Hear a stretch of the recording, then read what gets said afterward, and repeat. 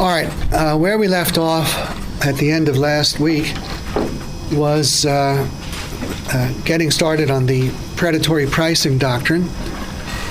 This is the claim that big, rich firms, for no other reason than that they're big and rich, can afford to sustain temporary losses, which poor, small firms can't afford because they're small and poor.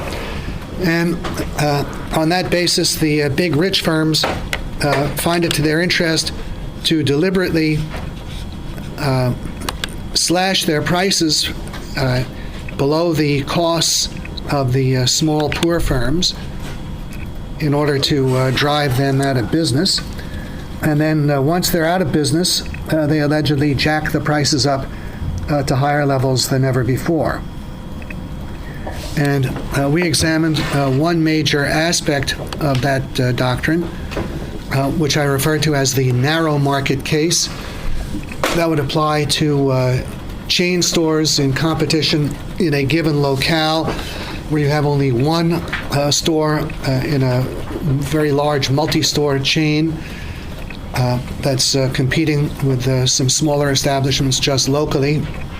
And there, conceivably, it might be that one member of the chain is competing with one more or less comparably sized smaller competitor, comparably sized in that given market. Let's say we had a chain with 500 stores overall. Each store is of a certain average size. Well, possibly in a given local market, the small competitor might be of comparable size to the chain in that one location. Typically, it would be considerably smaller even in that one location, but it would be possible. But even in that kind of case, we saw that the great bulk, the overwhelming bulk of the capital of the large firm is essentially irrelevant to what it could consider temporarily losing. If we have a firm with $1 billion of capital competing against a much smaller firm with $1 million of capital, the billion-dollar firm with perhaps 500 locations is not in a position to put up its $1 billion of capital as a potential fund that it might lose in order to drive out one local competitor. I think we established that the maximum that it would be reasonable temporarily to lose if you wanted to play this game would only be the capitalized value of whatever premium profit might be obtained if you could succeed in eliminating the competition and thereafter not have the problem of any further competition. So if, for example, you might get an extra premium profit in this one location of $100,000 a year, that doesn't mean you're going to put up $1 billion or $100 million in an effort to secure that position.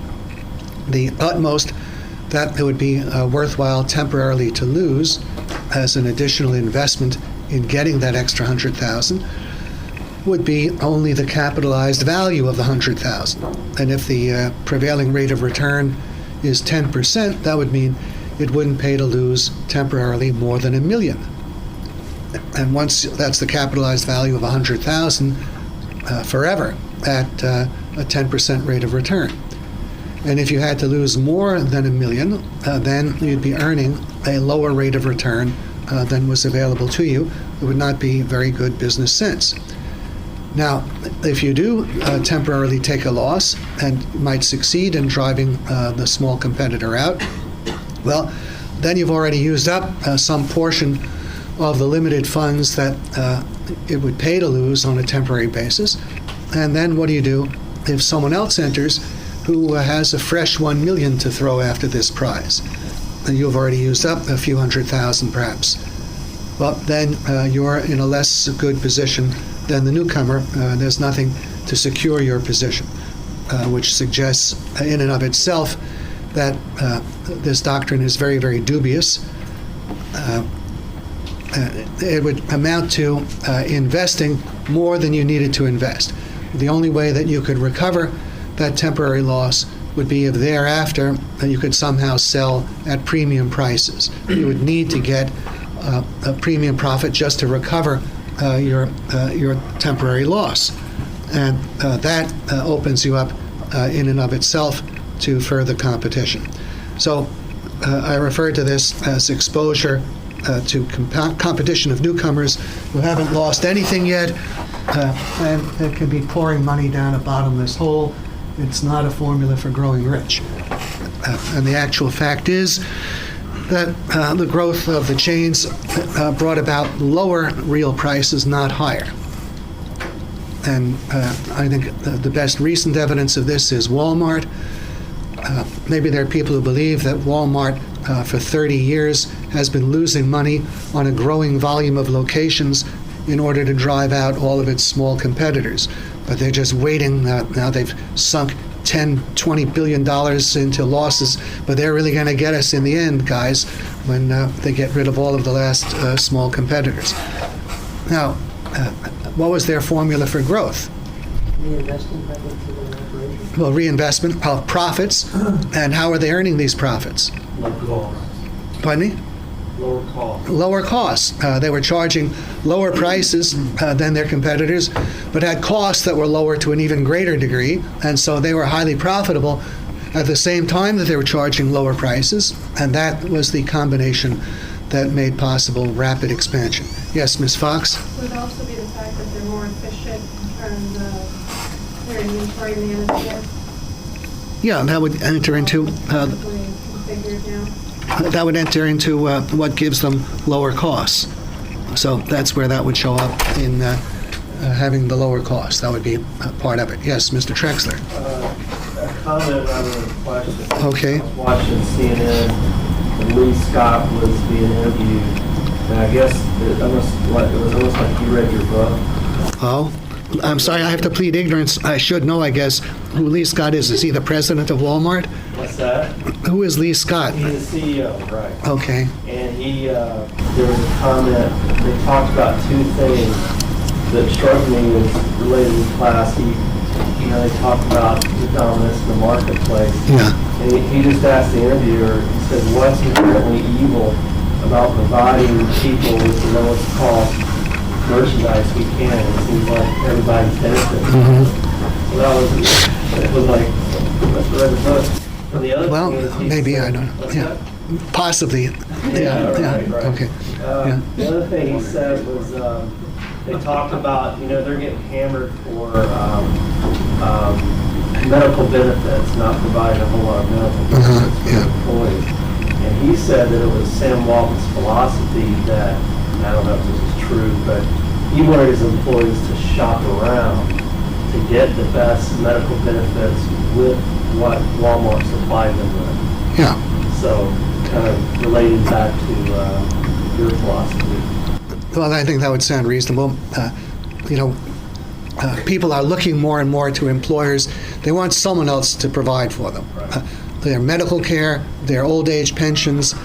And I'm sorry to say that many people have a mentality that's not all that different, I think, than people used to have centuries ago, only then they were called serfs.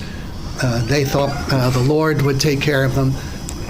But fortunately, there were a few centuries in between where people had an attitude that they could take care of themselves.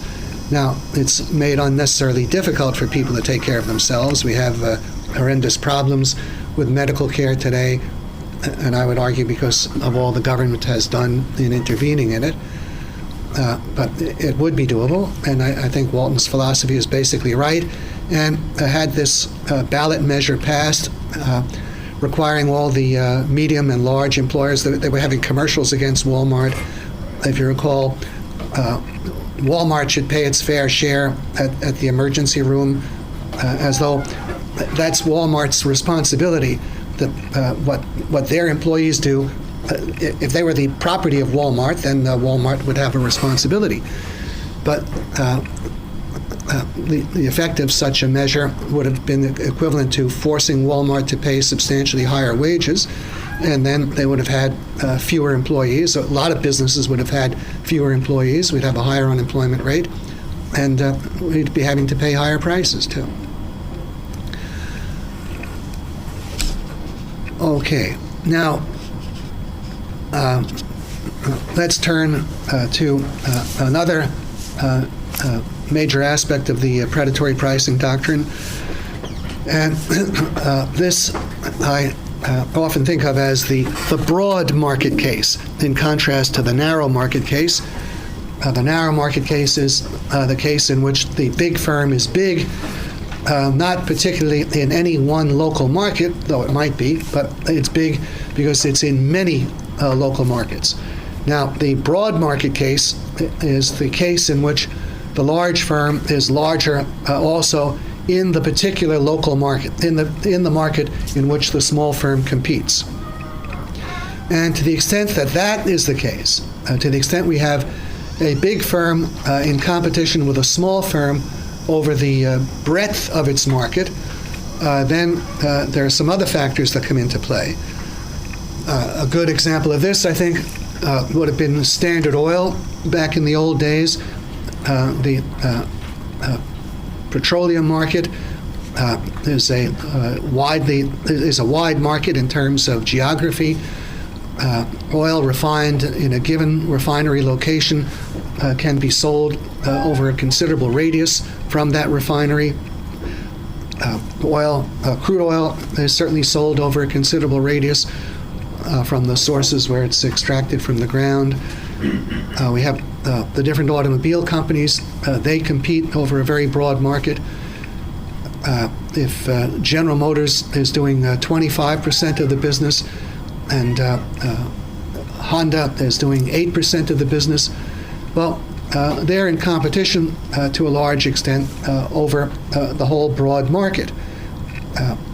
It's GM with its GM is on the order of 3 times the size of Honda in terms of where the competition occurs. Now, wherever you have the large firm larger in the same market, then there's a hugely important barrier in the way, a very major obstacle in the way of practicing any kind of predatory pricing. Because as I put it here in point B, the predatory pricing doctrine ignores the fact that in degree that the large firm is larger in the same market, it has to take the price cut and loss or profit reduction on a correspondingly larger volume. So if, for example, Big John, who can stand for Rockefeller, if he wants to make an imaginary Little Joe take a loss on the latter's 10% share, while Big John has a 90% share, then Big John is going to have to cut his price on 9 times the volume as Little Joe. If he's 9 times bigger in the same market, and he cuts his price in order to make Little Joe incur a loss, well, Big John has got to take that price cut on his 9 times larger volume and suffer a loss or profit reduction on 9 times the volume. Now let's look at this in a little more detail.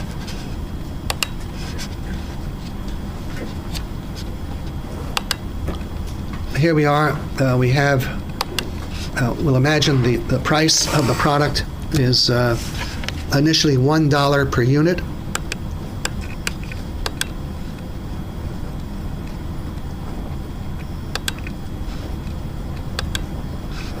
Can you see this in the back? Okay.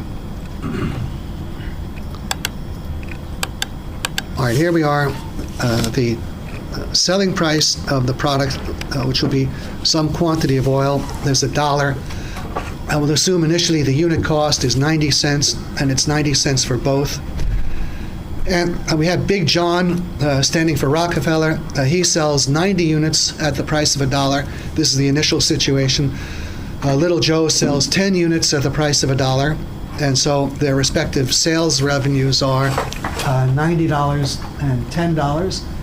If the unit cost of each is 90 cents, then Big John's total cost is 90 cents times 90 units. That's $81. So his total profit would be $9. Little Joe's total cost is 90 cents per unit times 10 units. So that's $9. And his profit would be $1. Okay, well now, let's consider what happens if Big John wants to make Little Joe suffer a loss, and Little Joe will suffer a loss if Big John were to put the price down to 80 cents, let's say. So let's assume that Big John will charge 80 cents.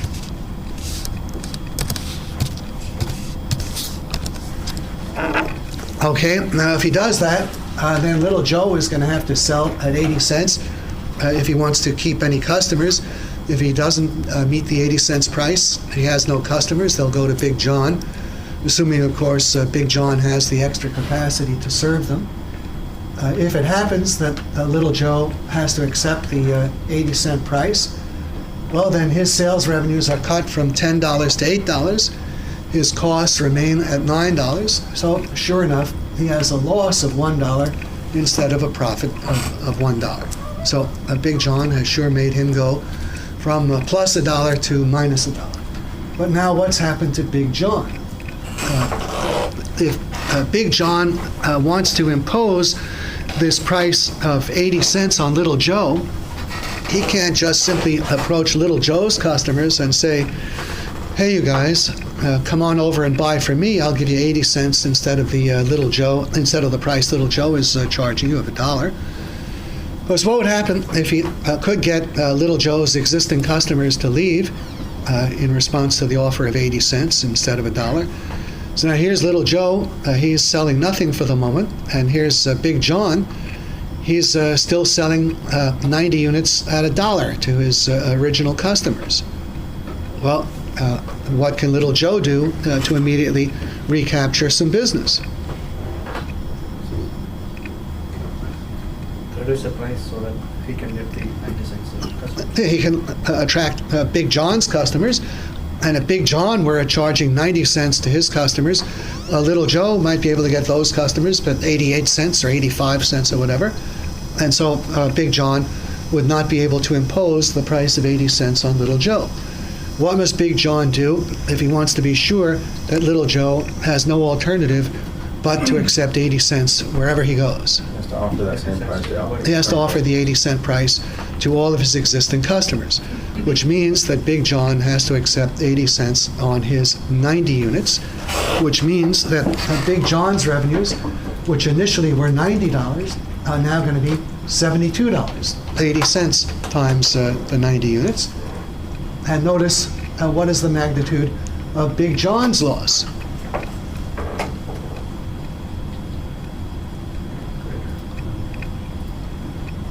If you sell for 80 and your costs are, if you sell for 72 and your costs are 81, then he has a loss of 9. So sure enough, he's made Little Joe go from +1 to -1, but at the same time, he's gone from +9 to -9. So this doesn't seem like a particularly profitable thing to do. He can swat Little Joe, but it's like swatting a fly that's sitting on your nose by firing a shotgun at it, which is not a very intelligent thing to do. Now, you might wonder, okay, well, what if Big John has lower costs than Little Joe?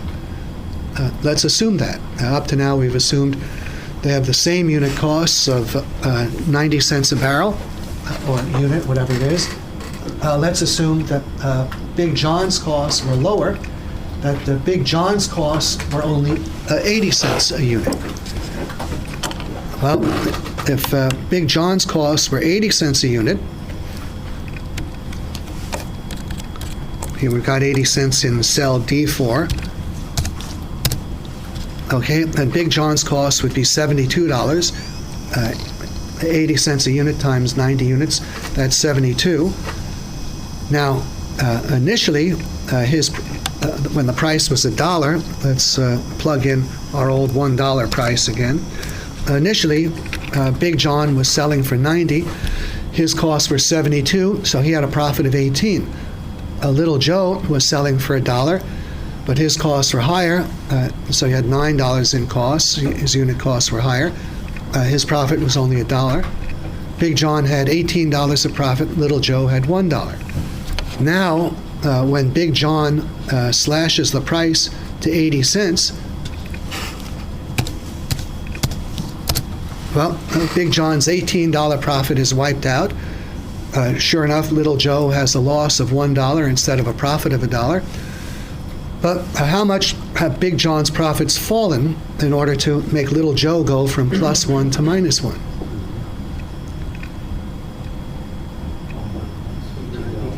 18. So what is the ratio of the drop in Big John's profits compared to the drop in Little Joe's profits?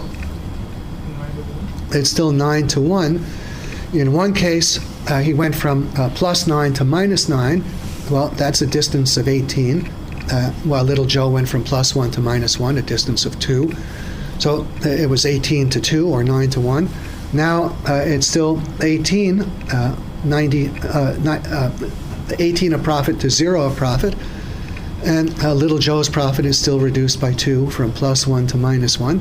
So the ratio of profit reduction is still 9 to 1 in proportion to the larger volume on which Big John has to cut his price.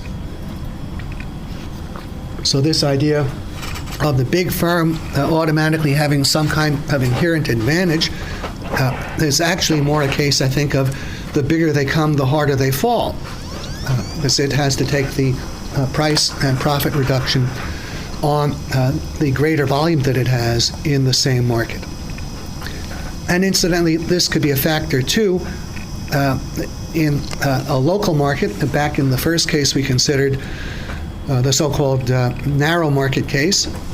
If Walmart comes in and it's 3 or 4 times the size of any of the little local competitors it's dealing with, if its volume is 3 or 4 times theirs on the items it's competing with them, then its lower price applies to that much larger a volume. And if there was a loss involved or a profit reduction, they'd be experiencing it commensurately. Now, there's actually more involved here, but hopefully you see this multiple reduction in revenue and profit. But as I say, there's still more going on, and that is if a large firm were bent on driving its smaller rivals out of business by making them sell at a loss, it's really not enough just to make somebody sell at a loss. A firm can stay in business for many years while selling at a loss, provided it's covering its operating costs. You can be selling at a loss in the sense of not recovering your full depreciation quotas, but if you're recovering all of your out-of-pocket expenses and making any kind of rate of return, any competitive rate of return on your working capital, you can stay in business until your plant and equipment wears out and needs replacement. So if you want to make the small competitor shut down, as opposed to just staying in operation for years and years until his plant and equipment finally wears out, you would have to sell at a point not just that would make him run at a loss, but at a point that would be below his operating costs. So he would have an out-of-pocket loss by continuing to stay open. And you'd have to impose that loss until the competitor's capacity would actually become unusable. It's not enough just to make him close down. If his capacity is still out there and someone else were to then buy it, I mean, even if you drove him into bankruptcy, if his assets are purchased at a knockdown price, then a new firm using those assets would have acquired them at a very low cost. To stop their competition, you'd have to keep the price way down. You'd have to keep the price below the small competitor's operating cost until his capacity was no longer usable. So that would be a protracted period of time. And then you have further problems because You can be helpless against the competition of still newer competitors. Just think, suppose it is known. Imagine it is known that you have a game, and your game is you hold your price way down until you've eliminated any possible competition. And when they're gone, and you feel that you don't have to worry, you jack your price way up to a very high level, and you're making profits hand over fist. And this is known. Okay, well, what would be some things that a new entrant might do in these circumstances? Well, there'd be a variety of things. One I refer to as forward contracting, which would be applicable at the manufacturing and wholesaling level. Suppose it's the case that a competitor needs a price of $1 a unit to cover all of his costs and make a competitive rate of profit. But you, if you feel you're free of competition, you'll be charging $1.50 or $2 a unit, whatever. And this is known because we've allegedly had this demonstrated to us. Well, why can't your competitor come in and make contractual arrangements with some key customers where he'll offer to them a long-term contractual price that will be sufficient to cover all of his costs and provide a competitive rate of profit, and also give them an out so that if you decide to slash your price, they'll be free to buy from you, but they'll just have to pay a penalty for the units they don't buy from the competitor. Let's assume that the dollar price that he needs to cover all of his costs and provide a going competitive rate of profit, suppose of that dollar price, 25 cents is sufficient to cover his depreciation and the rate of return on his capital. So 25 cents a unit is sufficient to cover all of his fixed costs per unit together with a competitive rate of return on capital. Well, he could sell contractual rights to his output, and if you decide not to exercise them, for every unit that you don't buy, you have to pay a penalty of 25 cents. And that gives you a guaranteed price of $1. You know that you have the contractual right to buy the output for $1. So if Big John wants to play these games where he'll charge $1.50 or whatever, you have an existing supplier who's viable because he's able to cover his depreciation and earn a competitive rate of return. Now, if Big John wants you to stop buying from this contracting small seller, what kind of price would he have to charge to make it worthwhile for the customers to pay the 25 cent a unit penalty by taking the output from Big John?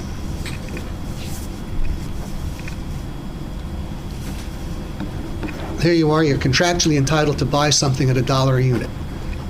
You have a contract that says, to the extent you don't exercise your contractual rights, you have to pay 25 cents a unit penalty.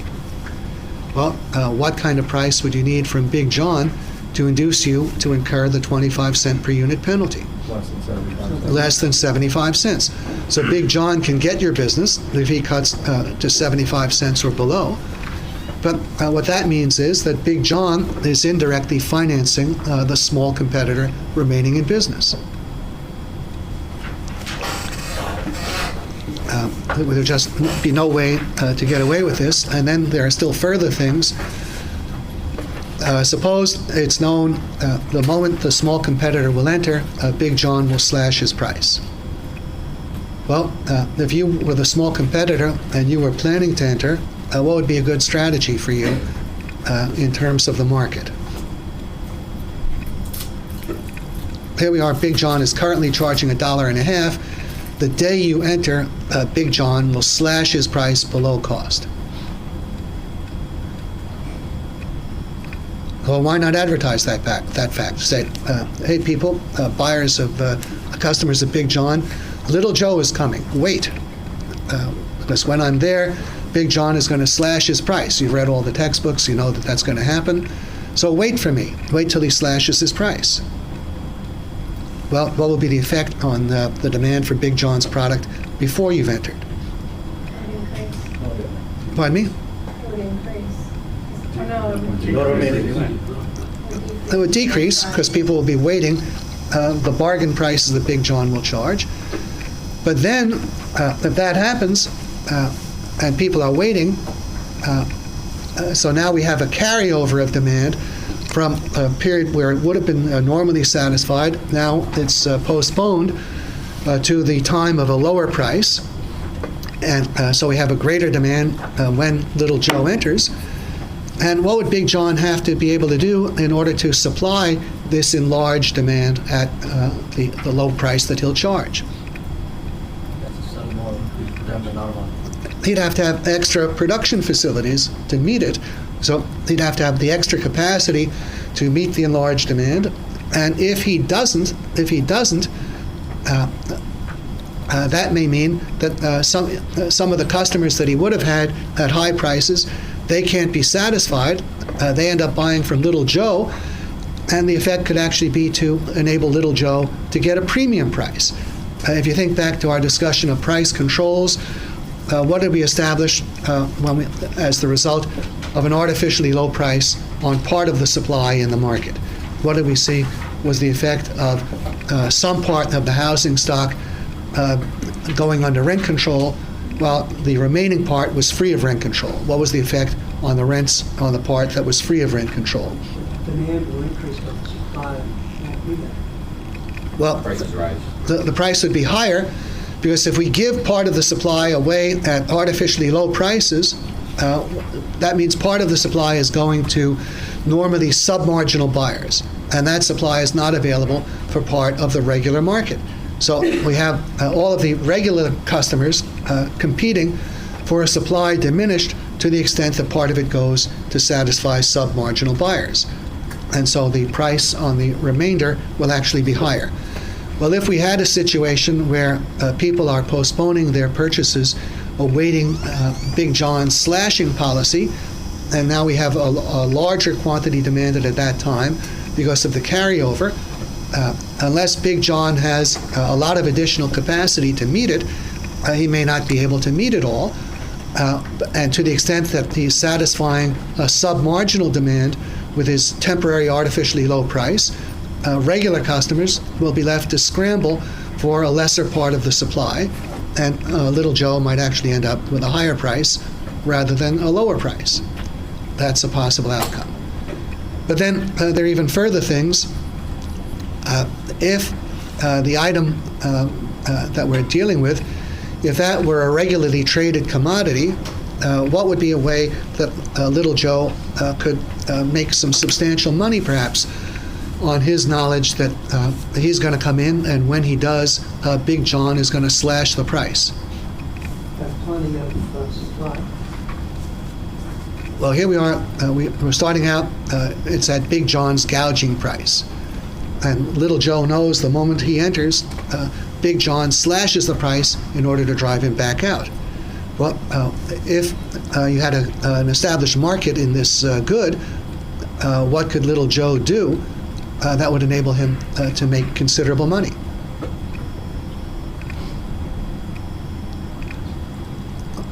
Wouldn't we meet the demand once Big John runs out of the goods that they're selling? Well, that's what we just discussed. But how about selling the item short? Here's Big John. He's selling his item at $1.50 a unit right now. But the day Little Joe enters, it's going to go to 75, 80 cents a unit. Well, why can't Little Joe start approaching people saying, you're paying $1.50 now. If you wait a little while, I'll supply you at $1.10 or $1.20. And then he obtains the means of doing that by buying from Big John when Big John is slashing the price down to 80 cents or wherever. You could short the commodity.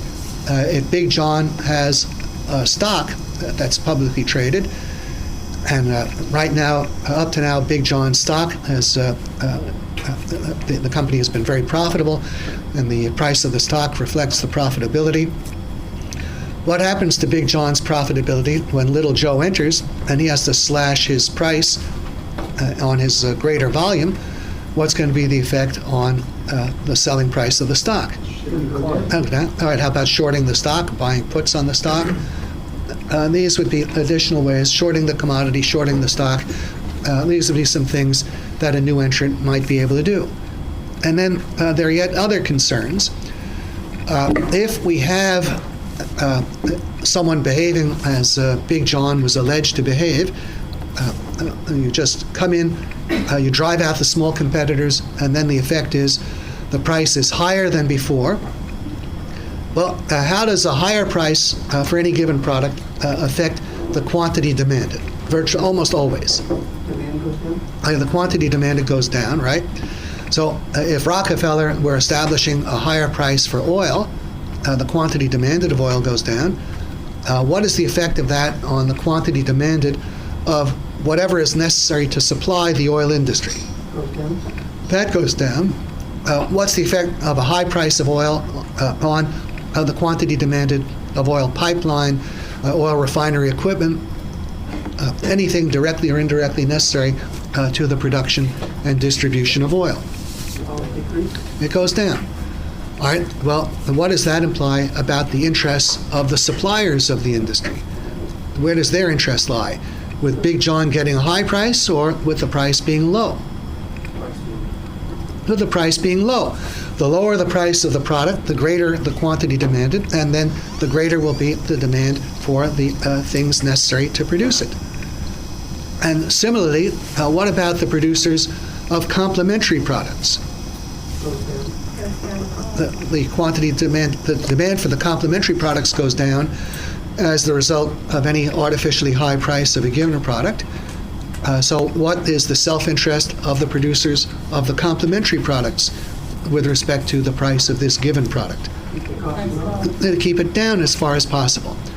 So if it were true that these large concerns acting Pavlov-like, or like Pavlov's dogs, they would just automatically react and slash their prices anytime there was some small competitor who came in, well, it would be a pretty good idea for the suppliers of the industry and the producers of complementary products to see to it that there was always some little small competitor around to make the giant slash his price and run at that loss. Because that would mean a larger industry and greater business for them. Yeah. So what would be the strategy for Big John then to move the smaller competitors out with all this being said? How would they go about it? Well, the implication is that they shouldn't bother with these small competitors. The implication is that once you get to the point where you're doing 70, 80, 90% of the business, it really does not pay to go after the remaining few percent. And that's the next point. I say implication of above is that it doesn't pay a large firm to seek 100% of the market by cutting price, unless, there could be some conditions in which it would, unless there will be a vast increase in volume. The small firm's minor share of the market is not a sufficient reward by itself. So you just think, here you are, let's say you're doing 80, 90% of the business. To get that remaining 10%, you have to slash on your vastly greater volume. And you have to incur a multiple loss for a long time. And then it's very, very doubtful that you'll ever be able to succeed in getting a premium price. If you leave the small competitor alone, you're in a position to make handsome profits on your huge share by charging a price. If you can have low costs, if you can get your costs down, that'll be the key thing. Get your costs down, be profitable at a price where your small competitor is just getting by. You don't have to put him out of business. You just want to be sure that he's not going to grow rich and be able to become much more efficient. Then he'd be a serious threat. But if you have some other firms that are doing 10 or 20% of the business, they're not exceptionally profitable. They're more or less just getting by, but you're profitable because you have low costs.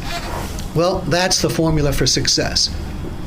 You're not waving a red flag, inviting other people in to cash in on a high price. Your price is low. You have good profits because your costs are lower still. And so the point is, it doesn't pay the giants to go after the last few percent unless there was something beyond the share of the small competitors. the 10 or 20% of the business done by the small competitors is not a sufficient reward.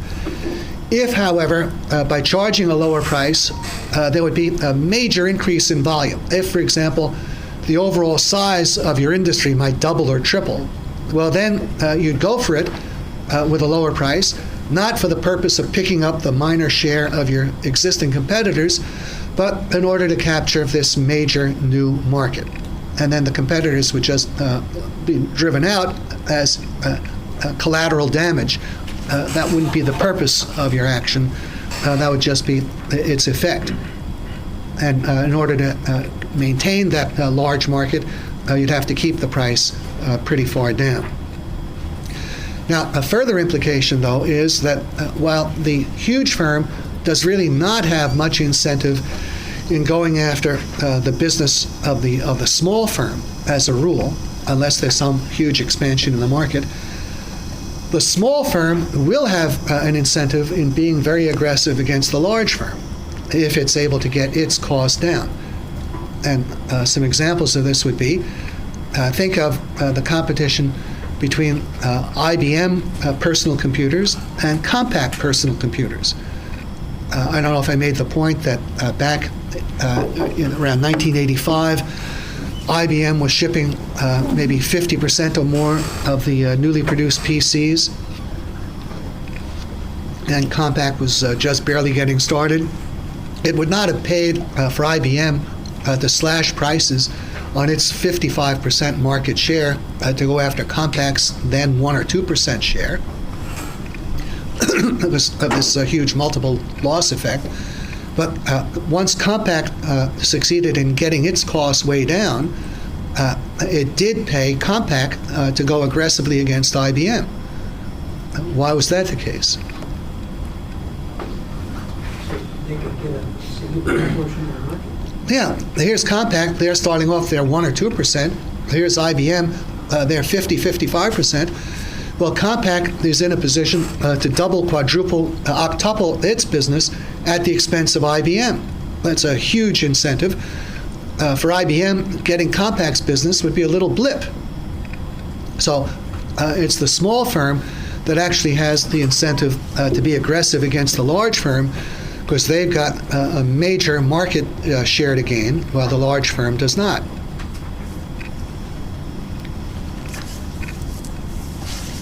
And you could see the same thing, I think, perhaps on a larger scale, in connection with the competition from Japan, going back to the 60s and 70s and on forward.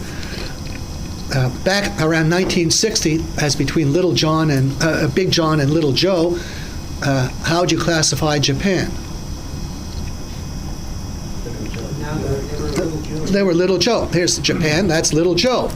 Well, if the predatory pricing doctrine were really true, here's Little Japan, and they have a piddling steel industry and automobile industry at the time. And here we are, we have U.S. Steel and General Motors and all the rest. Why didn't they read some of these textbooks and know, well, the way you protect yourself is you just slash your prices, you wipe out Little Japan, and then we don't have to worry about them again. Well, what happened there? It went the other way. That's what happened. They didn't pay Detroit and the major steel producers to pay much attention to Japan for quite a while. And when they finally started paying attention, Japan had gotten much more efficient and was a lower cost producer than our firms were. And they were in a position to grow aggressively against our firms.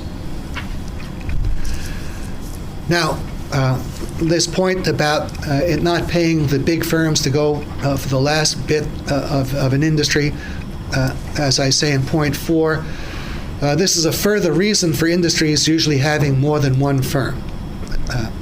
We saw last week the division of labor itself. That can serve as a reason often too, but this issue of the talented not being susceptible to mergers, there was no way IBM could have gotten Michael Dell to sell out on terms favorable to IBM if he's expecting to have a major part of their lunch.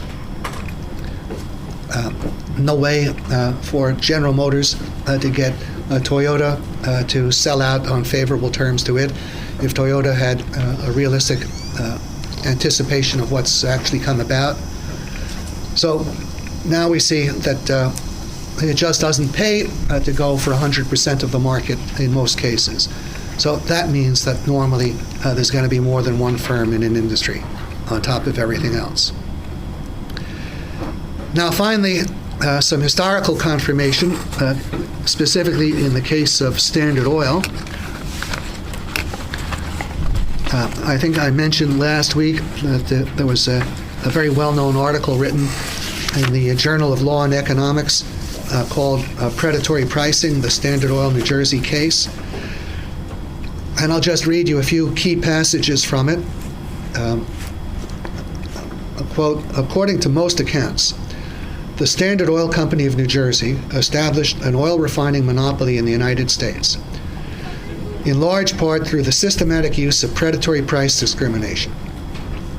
Standard struck down its competitors in one market at a time until it enjoyed a monopoly position everywhere. Similarly, it preserved its monopoly by cutting prices selectively wherever competitors dared enter. Price discrimination, so the story goes, was both the technique by which it obtained its dominance and the device with which it maintained it. The main trouble with this history is that it is logically deficient, and I can find little or no evidence to support it. Now, the logical deficiency is just what I've explained to you, this problem of the reduction in price on a larger volume and multiple profit reduction. And the author notes, I'm profoundly indebted to Aaron, director of the University of Chicago Law School, who suggested that this study be undertaken.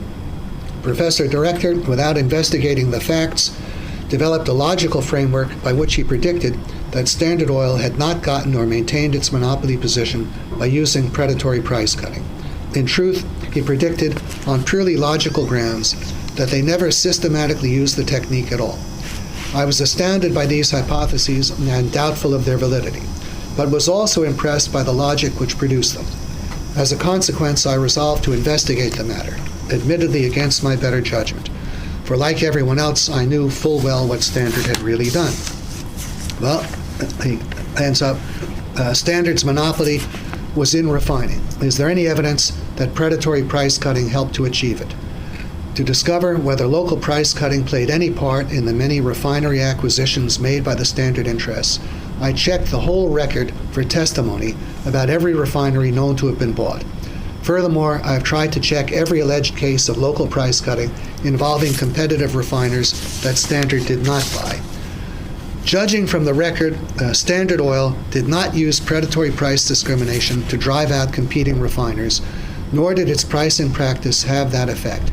Whereas there may be a very few cases in which retail kerosene peddlers or dealers went out of business after or during price cutting, there is no real proof that Standard's pricing policies were responsible. I am convinced that Standard did not systematically, if ever, use local price cutting in retailing or anywhere else to reduce competition. To do so would have been foolish, and whatever else has been said about them, the old Standard organization was seldom criticized for making less money when it could readily have made more. So that's an empirical study.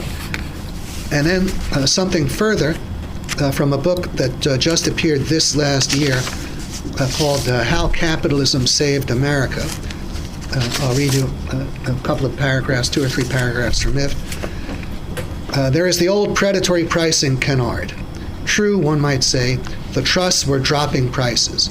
But weren't they just doing this temporarily in hopes of driving all the competition from the market?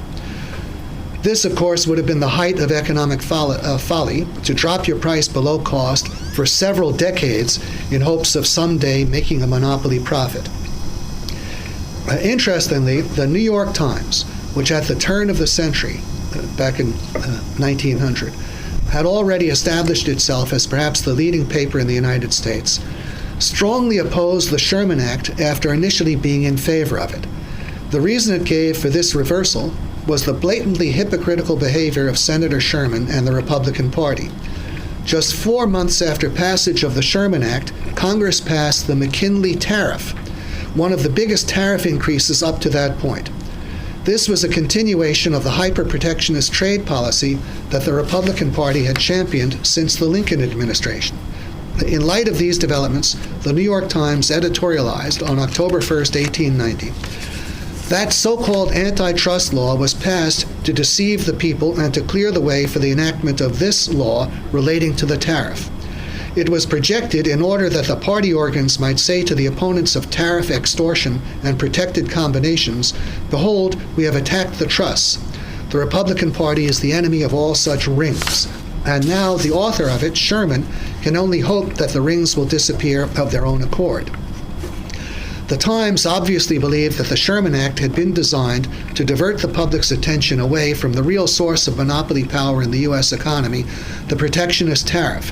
And it was right. In the same editorial, the Times noted that the tariff rates were affixed by lobbyists for the very same corporations that would benefit from the newly enhanced tariff protection. The newspaper also pointed out that Sherman himself had condemned the trusts because they subverted the tariff system with their low prices. Quite an odd statement from the author of the Magna Carta of Free Enterprise. The Times referred to the McKinley tariff as the campaign contributors' tariff bill, since corporate contributors to the Republican Party were the main designers and beneficiaries of the bill. The newspaper considered Sherman's speeches on the bill in the U.S. Senate to be a confession that he was not at all interested in protecting consumers, but cared only about providing benefits to the Republican Party's corporate supporters at the expense of consumers. So I think this is something fairly fascinating, that here we are, we have the supporter of the author of the Sherman Act in favor of high tariffs and attacking the trusts because they're subverting the purpose of high tariffs. You see, if you're in favor of high tariffs, why do you want high tariffs? Well, because we have domestic producers who can only be profitable at the higher prices established by tariffs. But then we have the trusts, which are undermining these high prices. So the high-cost domestic producers don't want the more efficient trusts, and they don't want the competition from abroad. So they're opposed to the trust. They want the antitrust law to stifle the trusts, and high tariffs to give them further protection. It's two aspects of anti-competition. And, we usually are brought up to believe that the source of opposition to the trusts was the consumers. The trusts are allegedly gouging the consumers. It was not the consumers who were the author of the Antitrust Act. It was the competitors of the trusts who were losing out. Just as very recently, who was the source of the antitrust action against Microsoft? Was it some spontaneous movement of consumers? They don't like the price they're paying for Windows or whatever? Who was interested in the outcome of the antitrust case against Microsoft? It was their competitors. They were the ones who orchestrated the antitrust case, because Microsoft its competition was too much for them. Well, it was the same way in the era of the antitrust laws. Their instigation was from high-price, high-cost producers who also needed tariff protection.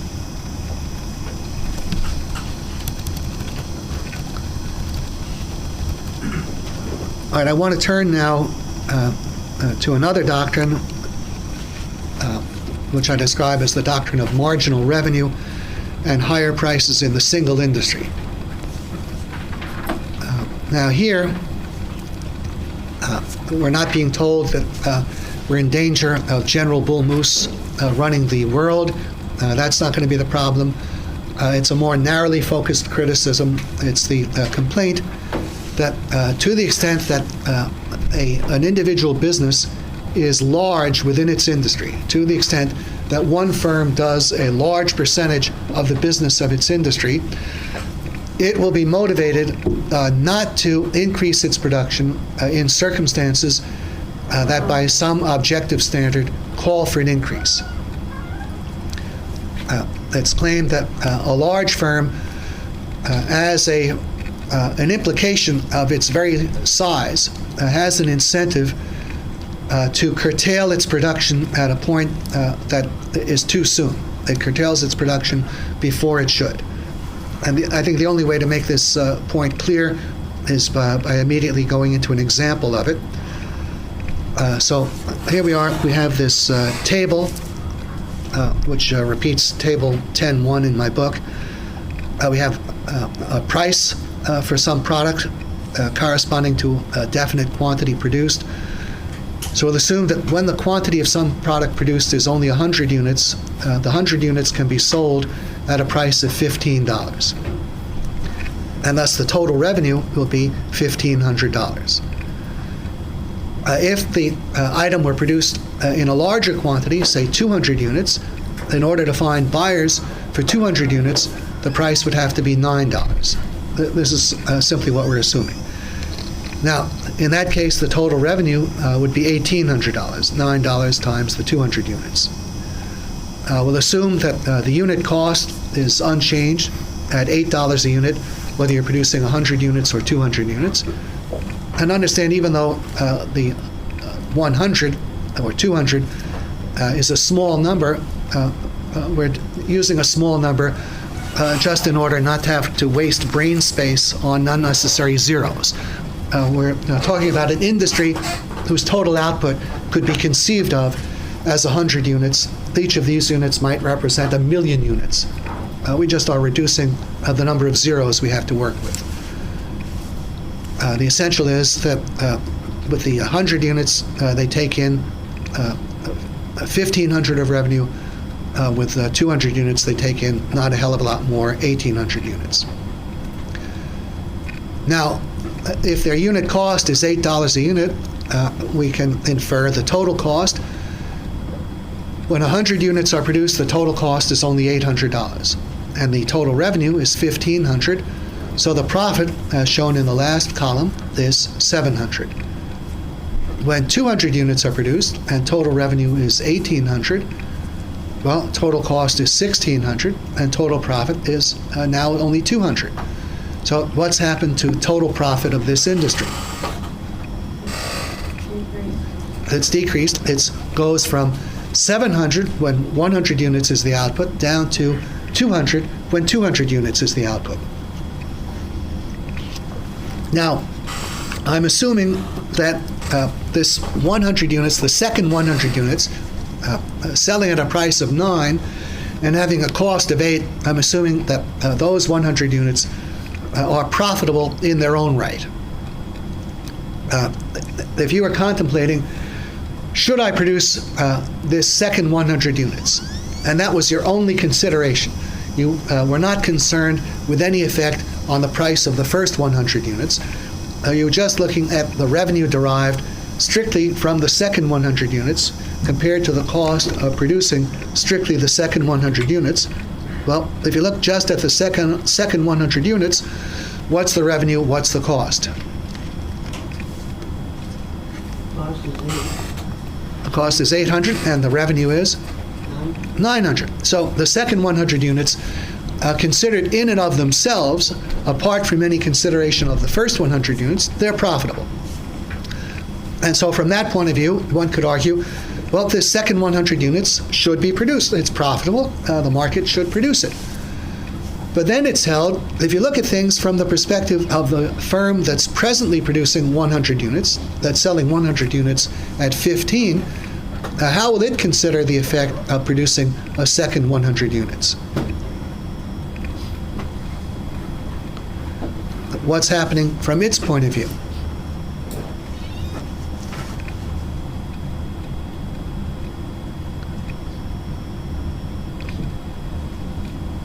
Using the same numbers? Using the numbers that are here in this table. They're going to continue to be pretty profitable. Well, what's their profit when they're producing 100 units?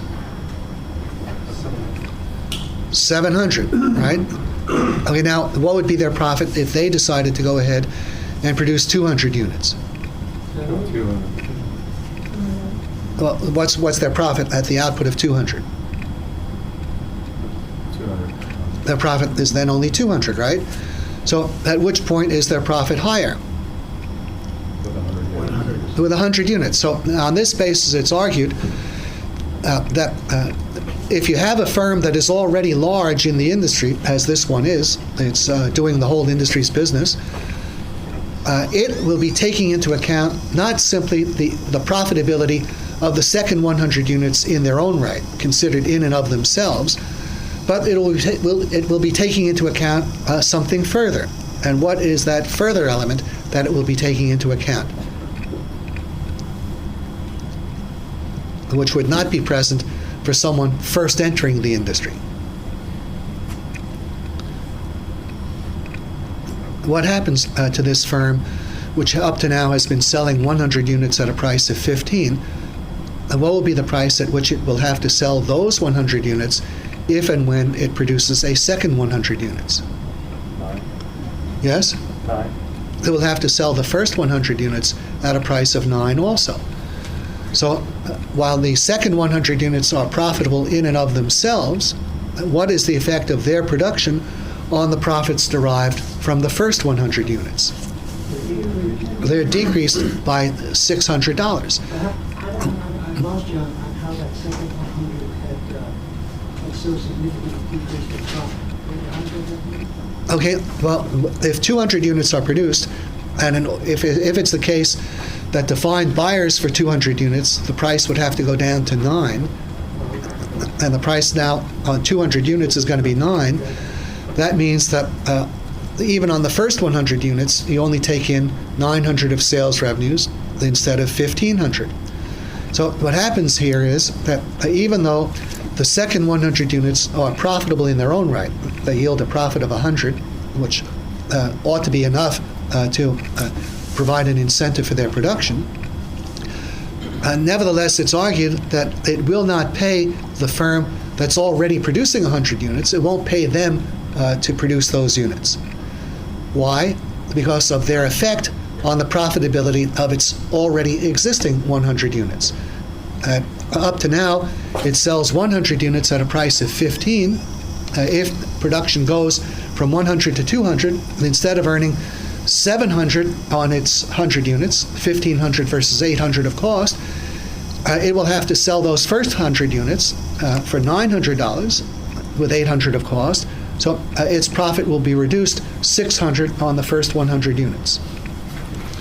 Now, what is alleged is that this large firm will not be able to consider just the relationship between price and cost. It will not be in a position to determine, is the price of 9 a sufficient price to justify a cost of 8? It won't look at things that way. The way it will look at things is in the light of their effect on the price of what it is already selling. It will be looking not only at the price of a unit when we have 200 versus the cost of a unit at 200. It will be looking also at the reduction in price on the first 100 units. It needs to look not just at the price when there's 200 units, but also at the effect of the reduction in price on the first 100 units. And there is a concept that incorporates that, and that concept is known as marginal revenue. Marginal revenue is the extra revenue that accompanies a change in the quantity produced and sold. Marginal revenue is the change in revenue, the change in total revenue accompanying a change in the quantity produced and sold. Can anyone calculate the marginal revenue per unit on the second 100 units? What is the marginal revenue to the industry as the result of stepping up production from 100 units to 200 units? The extra revenue per unit. Pardon me? The $300 is the extra total revenue. That's the total marginal revenue. And if you divide that $300 of additional revenue by 100 units of additional product, the marginal revenue per unit is $3. Now notice, it's argued that from the perspective of this large firm that's already supplying 100 units, they will not have an incentive to produce the second 100 units. Why? Because for them, what's relevant is not a comparison of the price of 9 with the cost of 8, but rather a comparison of the marginal revenue per unit of 3 with the cost of 8. And from their point of view, the second 100 units is not profitable because it's only stepping up their revenue by $300 while adding $800 to their costs. It's reducing their overall total profit by $500, bringing it down from $700 to $200. Now, yes, Mr. Say. I see the contract here of this illustration. Yeah. I don't quite understand the still. Yeah. Is the fact that in the real business practice, Yeah. The volume seems to be directly related to the cost. Yeah. Producing the volume. In this case, in this example, it's going to be 200. Yeah. So in the example here, the unit cost remains constant at $8. Yeah. When the reality, most likely, Yeah. in the real business practice Yeah. is that the cost would also go down. So what I understand the contrast here, the Yeah. comparison Yeah. of this document here, but wouldn't that real scenario support against this? Well, sometimes it might. It would depend. If we were operating with one plant and we could produce a second 100 units with the same plant, we should expect certainly to have lower unit costs. But suppose turning out those second 100 units required a brand new plant. Then you might not have any significant reduction in costs.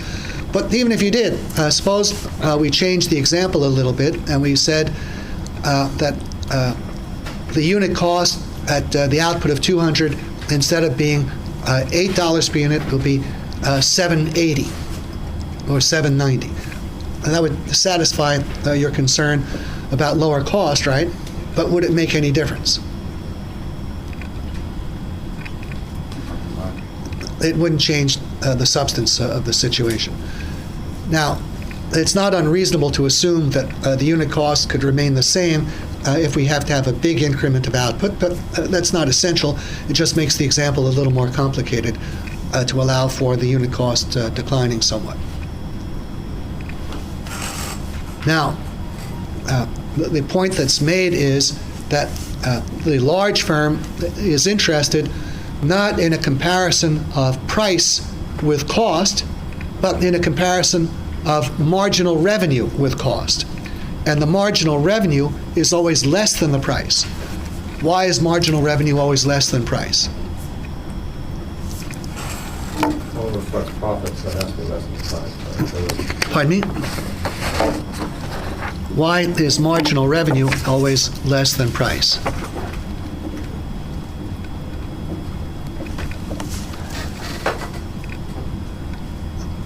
Well, what has to happen to the price in order to sell a larger number of units?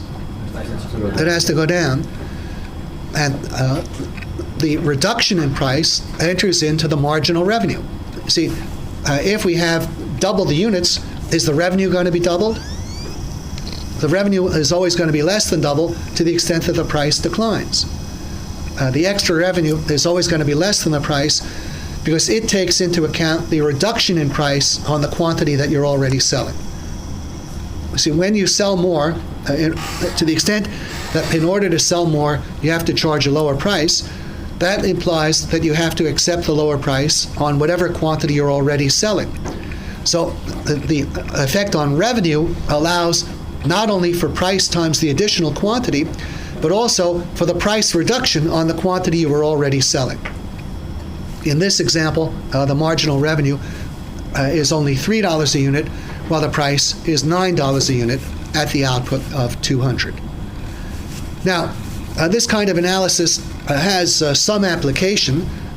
It can explain why certain prices are where they are. Why do you think, for example, the prices on patented prescription drugs are as high as they are?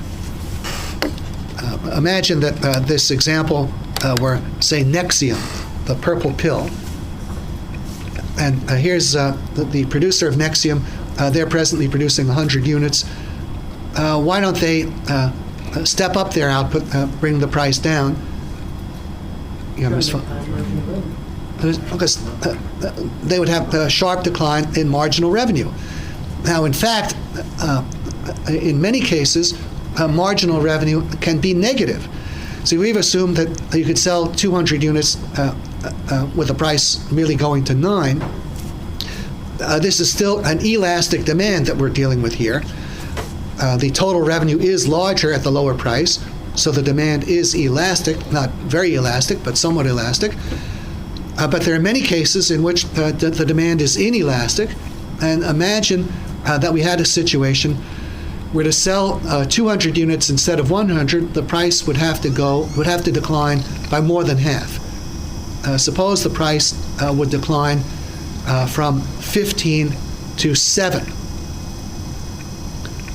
Imagine that to sell 200 units, you had to cut the price from an initial 15 that you could get with 100 units down to 7 on 200 units.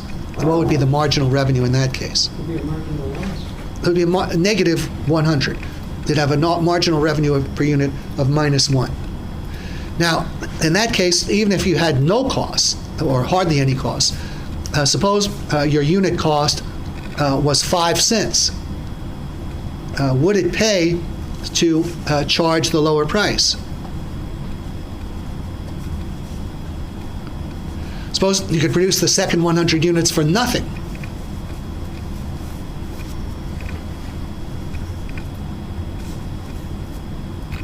Imagine we have a case where you can sell 100 units for 15, but 200 units at a price of 7. And we'll assume the cost is 0. Yeah, it would make sense to do it. Do what? They sell it with no cost. Well, your cost is 0, but which is more profitable? 15 times 100 minus 0 of cost, or 7 times 200 minus 0 of cost? 15. So you would not be pricing in an area of negative marginal revenue, ever, if you can help it. And the producers of patented and copyrighted goods are in that position sometimes.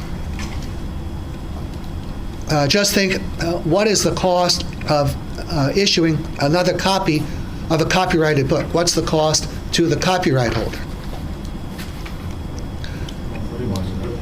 What's the cost to the patent holder of another unit being produced? The actual out-of-pocket money cost. Here you are, you've thought of the idea, you have the plans, the blueprint, whatever. If it's used 100 extra times, and whatever costs are involved are borne by somebody else, there's no additional cost to you. But what would be the effect on the revenue you would take in? What would be the effect on the revenue you take in if, in order to increase the quantity demanded, you have to charge a price that falls in greater proportion than the additional quantity that you can sell? Losing. Then you're losing, so you won't do it. Now, this type of consideration could apply if this product here, in this example, if this were produced under a patent or copyright, and this first firm had patent or copyright protection, they could make a choice of this kind. They could say, all right, so long as we only produce and sell 100, we're making 700 of profit, but it doesn't pay us to produce and sell 200, because then we'll only make 200 of profit. We'll make less, or maybe even we'll have a loss. So they could make this decision, and this is almost certainly the kind of thing they do. But suppose that they don't have such a situation. Suppose they don't have a patent or copyright. They have the same configuration of demand, but the case is that the second 100 units are profitable in their own right. What then will be the position of this firm? Is it in a position simply to can it choose? Does it have the power to choose between producing 100 at 15 and making 700 of profit, or producing 200 and making only 200 of profit? They don't have any power. Pardon me? No, they won't have any power. They would not have that power. Why not? Suppose they decide they'll only produce 100. Then what happens? Somebody else will produce it. Then somebody else will produce it, and then what happens? Price automatically goes down. Well, then they still end up having to sell at the price of 9, but it just means that instead of selling 200 units at the price of 9 and making $200, they're only selling 100 units at the price of 9 and making $100 because someone else is doing it. Now, I think this is something very important to keep in mind, which is what I bring out in point 2 here, that that unless it has legal protection from competition, I say fact, unless it has legal protection from outside competition, the firm's real choice is not between 100 at 15 or 200 at 9, but between 100 at 9 or 200 at 9. So long as the second 100 units are profitable in their own right, they will be produced. The only question is whether they will be produced by the firm that is already producing the 100 or by another firm. In the latter case, the first firm ends up selling at 9, but only 100 units instead of 200. And wherever you have legal freedom of competition and you don't have something under patent or copyright protection, that is going to be the way it works. It will not matter what the elasticity of demand is. So long as the production of the item is profitable to anyone at the lower price that will result when the output is expanded, so long as the production is still profitable to anybody at that lower price, we're going to end up with that lower price. And that happens again and again, even though marginal revenue to the industry is negative. Can anyone think of some significant, fairly important cases in which marginal revenue almost certainly is negative, and the prices don't pay attention to that? Yes, Mr. Feldman. I was just thinking in the grocery industry where they're very razor thin on this. Well, they have very razor-thin profit margins, that's true. I don't know if that by itself would be evidence of negative marginal revenue. Ms. Fox, do you have an example? In situations looking at the pharmaceutical industry where pharmaceutical companies want to compete in the hospital market, dropping the price to a nominal price, so in order to get the spillover onto the retail side. So for instance, a proton pump inhibitor, like you mentioned, next Pardon me? sells it for something retail, but they sell it for 24 cents on the hospital side. So they get the spillover. I don't understand what you mean by the spillover. That the patient comes into the hospital, they're put on Nexium, they'll leave the hospital, and then they'll go fill a script at the commercial. So they're losing money on the hospital side to gain it on the retail side. All right, well now, if that were really their consideration, that it's like giving away a free sample almost. Right. They also give free samples to physicians. That sounds like just a marketing expense. I don't know if that would really qualify. But your And- sales revenue is down because it's still a book of business. Well, is your sales revenue down? So you're selling it at a loss compared to what it takes to produce Yeah, the product. but you see, selling something at a loss as an advertisement or a sample, that doesn't mean your sales revenue is down. Because in the very example you're giving, the patient will then have a prescription. He'll want this thing or need this thing when he gets out of the hospital. So that's adding to sales revenues. That's making the sales revenues greater. But I would think an example of negative marginal revenue would be any case in which you have an inelastic demand. And I think we would have such cases anytime something is vitally necessary and at the same time has a very low price. Can you think of any things that are very important to have that you'd be prepared to pay a lot more than you normally do and which you're getting fairly cheaply? Gasoline, it's not cheap now. Well, it's not cheap now. But what can you think of any other things in connection with your car where you'd be willing to pay an awful lot more than you normally do? Oil filter. An oil filter, a fan belt, spark plugs. there can be a million small things that go wrong with a car, without which you might not be able to drive it, and which you can normally buy at a small fraction of the price you'd be prepared to pay if you had no alternative. So you just think, if it's true that your car depends on its fan belt, that if you didn't have the fan belt, the engine would overheat and you couldn't drive very far, your car would become quickly unusable. Maybe you'd burn out the engine. I don't know what the full consequence would be. If that's true, how much would you be willing to pay for a fan belt rather than have your car inoperable? Up to the cost of your car. Up to your valuation of the car. But how much do you have to pay, even at the worst rip-off shop? Small percentage. A very small fraction. Now, just think, if there were a reduced supply of fan belts available, if we had a scarcity of fan belts, and there are people needing fan belts to operate their cars, and you just can't get the fan belts, where might the price of fan belts go if people had to compete for them? They could rise quite sharply, right? Yeah. What about table salt? What do you pay for a box of table salt?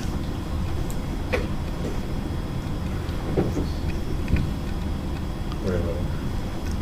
I forget exactly what I paid last time, maybe $1.50. Does anyone else have a different experience? A normal-sized box of table salt?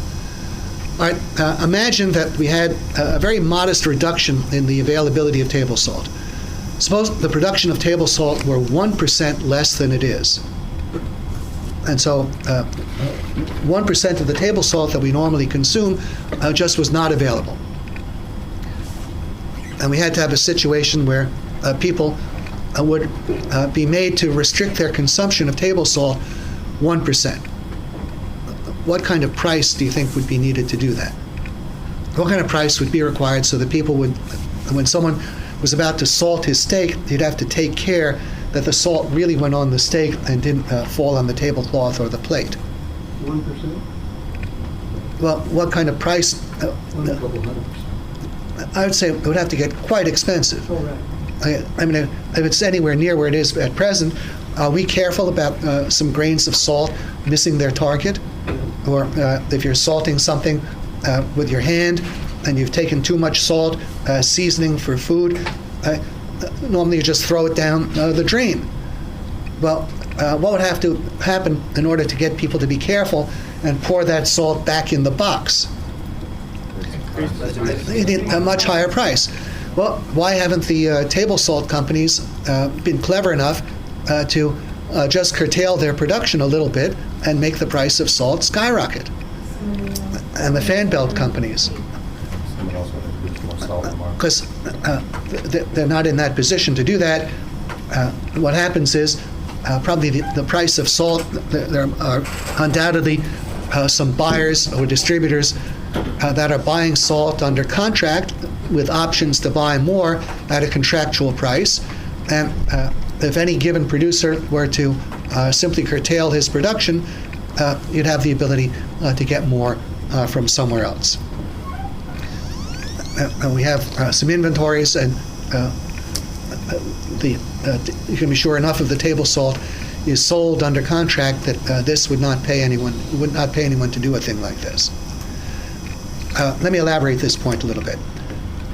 Suppose you have an industry with a steeply inelastic demand curve, and the marginal revenue is profoundly negative, implying that if production were reduced and the price skyrocketed, the revenue of the industry would be much, much greater.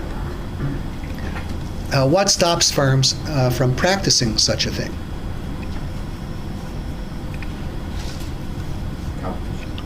Well, it is competition, but I would think that an important form this competition takes is that some significant part of the output is sold under contract, and if it's sold under contract, what kind of contractual price would you expect to prevail?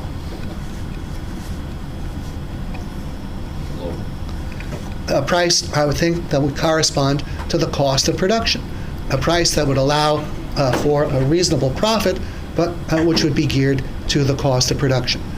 Now, if you have an arrangement like that, and especially if you have an accompanying option arrangement where the buyer has the option to ask for an additional quantity at the same contract price, what would be the effect of the sellers bringing about a scarcity and somehow making the price go up in the market? Who would then end up benefiting from that?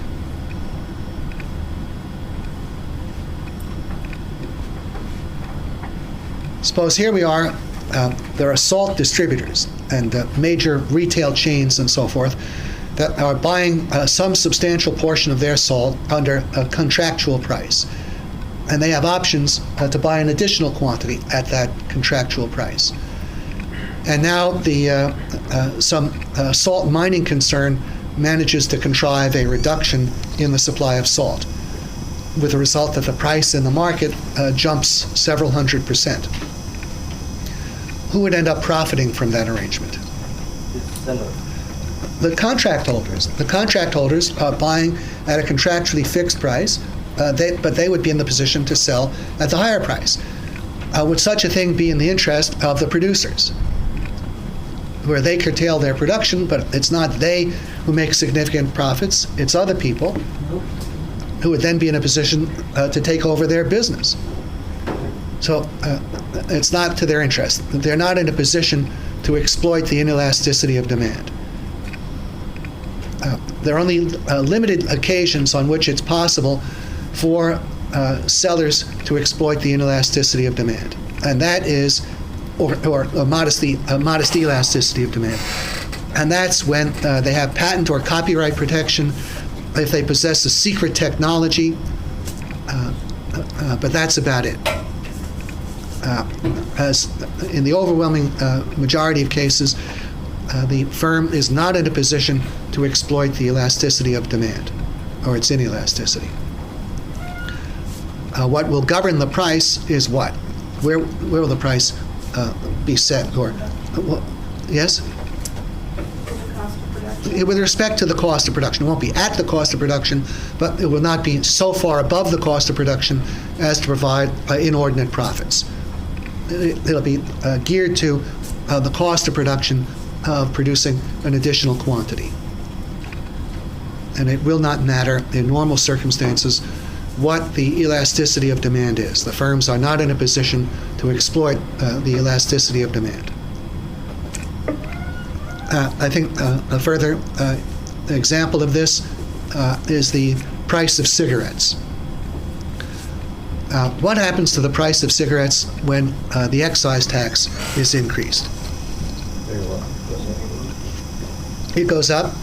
And what happens to the extent to which the quantity of cigarettes sold goes down?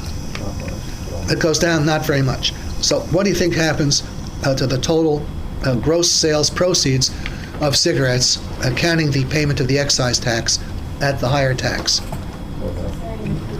It goes up. And this is why they raise the tax. It's an easy source of collecting revenue. People will buy almost the same quantity and pay the higher price, which goes to the government. Now, you have to ask yourself, if it's known that there'll be relatively little fall off in quantity demanded when the price of cigarettes goes up, why didn't the tobacco companies already raise the price and then pocket the higher revenue instead of waiting for the Treasury to pocket it? Because there's still competition. Because there's competition, and the price of cigarettes is being governed through the competition and at a price geared to cost of production at some point. Now, when the excise tax is increased, that's something that will affect everybody who's in the cigarette business or who wants to get in. They'll all have to pay it, so that will operate to raise the price. But if we have something that is not raising the cost to everybody, then it's not possible to just arbitrarily jack up the price, unless it would be if you had an exclusive government privilege allowing you to sell cigarettes. There are some countries where the government has a tobacco monopoly. And a government tobacco monopoly could exploit the inelasticity of demand. They could charge such a high price. What would enable them to get away with it? enforced? Well, they don't have to worry about competition because they rule that out. They forcibly prevent any threat of competition. But if you can't do that, then even though the demand might be highly inelastic, if still at a lower price it'll be profitable to someone to produce it, then are you going to be able to continue to get the high price? No. Then the only way you'll stop continuing loss of business is if you bring your price down. There's always a low-cost producer. It seems like almost everything in the world, isn't it? Well, wherever you have two or more producers, I imagine one of them may be a lower cost than the other one. And everyone has to pretty much match the price of whoever is offering the lowest price. But it almost seems like it goes, Pardon me? it just seems like it goes down. Everything turns into a commodity as it matures. Just, Well, there's certainly that tendency to happen. Now, it doesn't have to be that way. You could have some products that are premium quality. They could get a premium price. But is there any limit on the extent of the premium? Well, the price of the premium product will still have to be geared to the price of the non-premium product. It can exceed it, but not by an indefinitely large amount. It can exceed it to the extent that there is some premium in quality. Now, I make the point, the last point under A, that no matter what the elasticity of demand for the industry is, the long-run demand curve to any given firm specifically is highly elastic at any price above outsiders' costs plus an allowance for the going rate of return. If we have legal freedom of competition, it is not possible for any firm in the industry in the long run to get a price that is significantly above the cost of production. They can't get a price above the cost of production of an outsider together with an allowance for a competitive rate of profit by the outsider. If it tries, then it will have competition. Now, I also make the point in B that if there's a new industry, if we have a brand new industry that is founded by one firm, it might be that in such a case, that firm will decide to go on charging a high price and making a premium profit until an outside firm finally does enter. So in terms of the example we were using of the 100 units at 15 and 200 units at 8 or at 9, it might be that if we start out, if this is a brand new industry and there's one firm producing 100 units, it might decide it will simply wait for someone else to come in and produce the extra quantity. It won't. Well, if that happens, then what's the outcome? Well, it's simply one more reason why we would end up with more than one firm in an industry. Now, if it wants to earn as much profit as it can in its industry, in the long run, it would have to produce the second 100 units. If it doesn't, someone else will. And so that's its real choice. Will it produce 200 at 9 or 100 at 15 temporarily? Its long-run choice is to produce the 100, either 200 at 9 or only 100 at 9.